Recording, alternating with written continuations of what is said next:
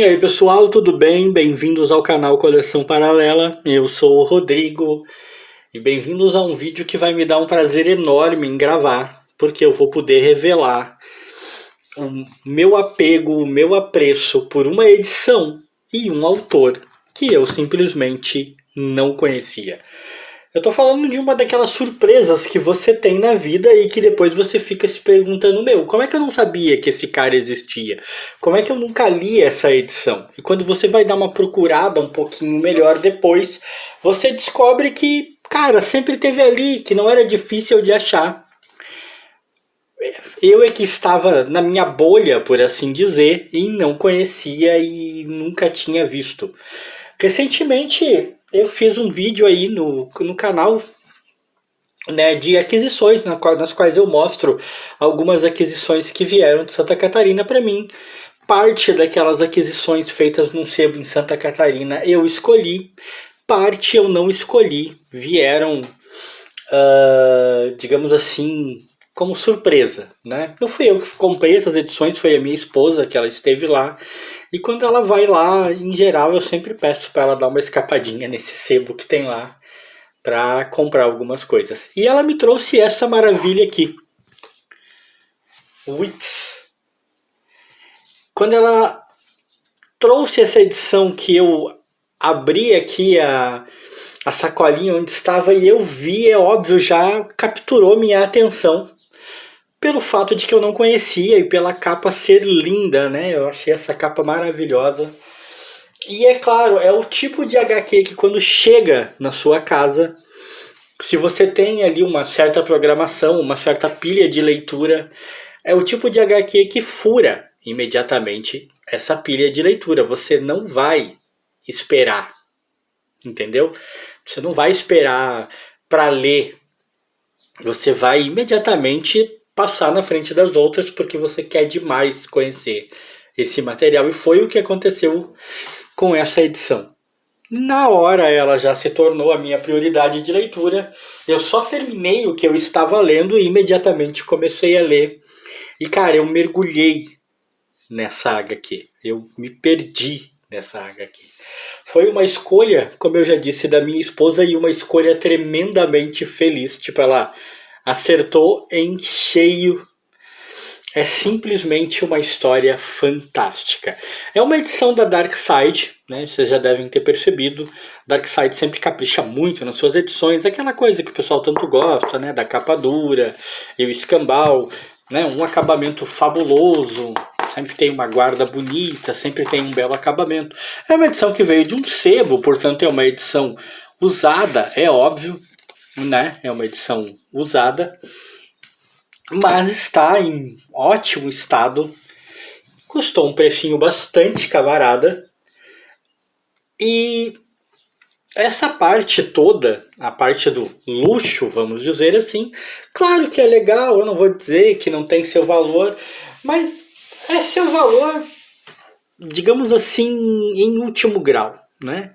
O que importa numa boa história é a história, né? O que interessa numa boa HQ é a diversão que ela te proporciona, né? O material em que ela está impresso. Isso é o de menos, isso é só para poder cobrar mais, isso é só para poder te vender o que poderia ser adquirido por R$20, os caras poderem te comprar 80, tô sempre falando isso.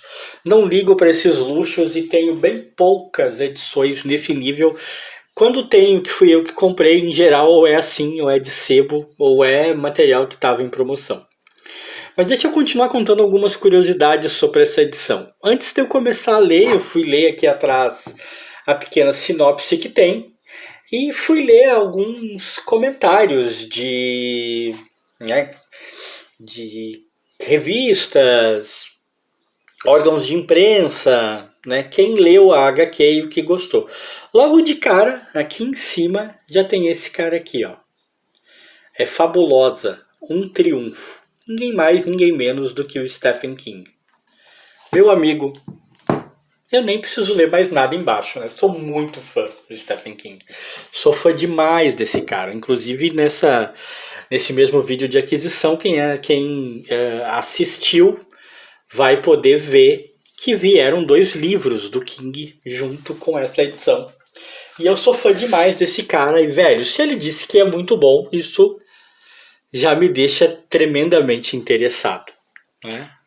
E vou dizer pra você, o bom e velho King, é claro, estava certíssimo. É um material maravilhoso. Foi publicado aqui em 2017, até já faz um tempinho. O roteiro é do Scott Snyder, um cara que eu não prestei atenção durante esse tempo todo. Deveria ter prestado. O cara é fodástico. E a arte é do Jock, que é um cara que eu também não conhecia. E embora eu goste da arte dessa edição, eu tenha achado que a arte casou com a proposta da edição, eu tenho que admitir que a arte em si não me impressionou, né? Não é uma coisa que realmente me impressiona tanto. Essa história é fabulosa pelo seu texto, né? Nós temos aqui uma família que enfrenta seus próprios fantasmas, seus próprios problemas internos e que acaba se mudando para uma cidadezinha no interior, aonde ela acaba descobrindo que os problemas que eles têm, né, para lidar entre eles como família, não são absolutamente nada perto do horror que eles vão enfrentar, né? Parece muito clichê, aquela velha coisa de uma família mudando para uma cidadezinha do interior que tem segredos sombrios e tudo mais, e é bastante clichê, é realmente isso, mas não é o clichê que torna uma história ruim ou uma história boa, né? É a maneira como esse clichê é explorado, e aqui ele é simplesmente magistralmente explorado. Nesta cidadezinha, eles acabam descobrindo que praticamente todos os habitantes da cidade não só conhecem, não só sabem da existência, não só convivem com, mas gostam, incentivam, fazem uso de uma espécie de relação que eles têm, que eles podem ter com criaturas primitivas e antiguíssimas, as witches, as bruxas. Mas a gente não está falando aqui das bruxas que nós conhecemos normalmente. A gente não está falando daquelas bruxas com chapéu pontudo, voando em vassouras. Não. A gente está falando de criaturas bestiais, deformadas, horríveis, tanto física quanto moral e mentalmente, mas que possuem realmente poderes acima de qualquer compreensão. Essas criaturas são literalmente capazes de atender basicamente qualquer desejo seu, desde que você faça uma jura para elas. E essa jura é sempre o que? Você jura a alguém, ou seja, você oferece a vida de uma pessoa, né, o corpo de uma pessoa, literalmente, para essas bruxas, e em troca elas vão realizar os seus desejos. E como já era de se esperar, essas criaturas têm uma predileção muito grande por crianças, né? Elas gostam muito de se alimentar de crianças. E a família aos poucos vai descobrindo no que se meteram, né? Por causa da filha deles, né? A filha a Sailor, que a filha tem problemas psicológicos e tal, ela tem traumas, esses traumas vêm sendo enfrentados junto com a família. O pai dela cometeu alguns erros no passado e tal, que não ajudaram ela a poder lidar com esses traumas, na verdade alimentaram esses traumas e ele se sente culpado. Há muita culpa, há muita dor nessa família, não é? E quando eles acabam mudando para essa cidade, eles pensam que a mudança é, na verdade, por vocação deles, por vontade deles, mas não é. Né? Essas bruxas, elas basicamente elas sentem, né, o que há de errado com as pessoas, elas sentem a escuridão na vida das pessoas e elas atraem essas pessoas e usam isso para se alimentar. E elas acabam descobrindo, então, que são o alvo, né? Essa personagem aqui, então, gente, é bizarra e fantástica demais, né? Elas acabam se tornando o alvo dessas bruxas e surge uma questão, né? Eu falei aqui, num dado momento, que é preciso que se faça uma jura a essas criaturas, é preciso que alguém ofereça a vida de outra pessoa para essas criaturas em troca de ter um desejo realizado. E aí fica a questão: quem jurou a Sailor? Quem jurou a filha deles? Quem prometeu essa garota para essas bruxas? A descoberta de quem fez isso, como isso aconteceu e por que é um dos grandes motes dessa HQ. É uma das grandes e mais alarmantes, mais incríveis, mais perturbadoras descobertas que essa HQ nos oferece, né? Quando você se dá conta de exatamente quem e por que isso acontece, é de cair o queixo. Você realmente não espera. Eu, quando comecei a me dar, lá por um dado momento, enquanto você avança na leitura, né, já perto dessa revelação acontecer, você começa a pensar nisso, entendeu? Você começa a ter sinais e você começa assim, não pode ser, não é isso, é impossível que seja isso, eu não acredito que é isso. E cara, é isso. Eu já estou dizendo para vocês que eu duvido muito quem lê a HQ que realmente chegue até o ponto em que se revela quem fez a jura, né? Sem que o leitor já desconfie quem foi. Eu acho que a imensa maioria das pessoas que leu essa HQ chegou nesse ponto já praticamente desconfiando disso. E isso não tira em nada o brilho da leitura, muito pelo contrário, isso te deixa ansioso para chegar lá e te faz torcer para estar errado. Você não quer estar certo, você não quer que seja isso, né? Porque é um dos plots mais malucos, né, e inesperados da história. Eu não vou, como eu sempre faço, aliás, eu não vou contar o final. Eu já contei bastante da história, já desenvolvi bastante o roteiro, né? O Witches traz uma história de terror pesado, né? Aqui é realmente um horror pesado, um horror sem pudores, sem máscaras, né? O autor realmente escreveu uma história que ele queria que tocasse as pessoas, que ele queria que assustasse as pessoas, que ficasse marcada.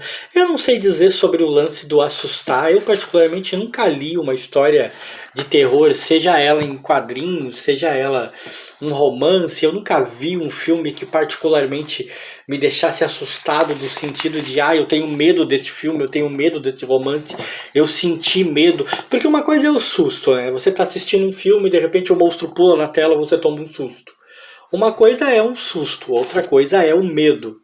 Eu particularmente nunca senti medo, né? Mas tem gente que consegue ter a sensação de medo enquanto lê uma obra ou enquanto assiste um filme.